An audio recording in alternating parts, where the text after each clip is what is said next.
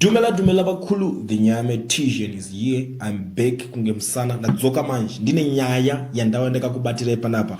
Iri kutenderera, nyaya iri kupisa kwazvo. Nyaya iya 1.6 billion from Mutapa. So nyaya iri panapa ndiri kusangana na uyo MP we Battle Citizen Coalition for Change anotwa Charlton Wende ari kutaura kuti this week in Parliament, we will be asked the Minister of Finance Mutuli Ncube to bring a ministerial statement on this transaction. We need to know the shareholders that were paid and to see the signed agreements. It's high time we nationalize our minerals and mines.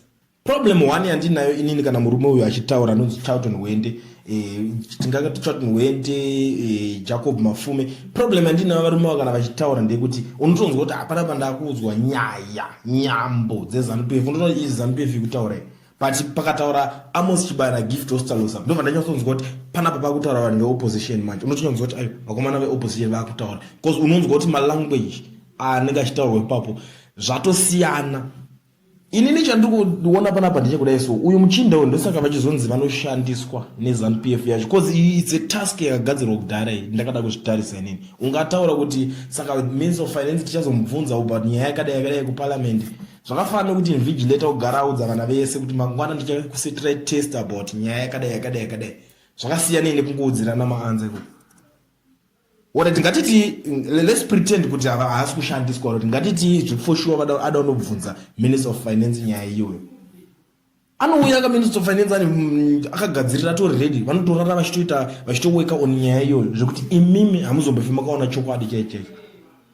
Zvafanira kuti unongodedzwa ubva ungonzi uri kudiwa kana kwakati kana kuti mangwana kune interview yo unotanga kutorusa research kuti saka vanhu vakaenda kuinterview vanopasa mainterview vanoita sei and stuff. Ndo the same thing chandiri kuona chikuitika pane this guy.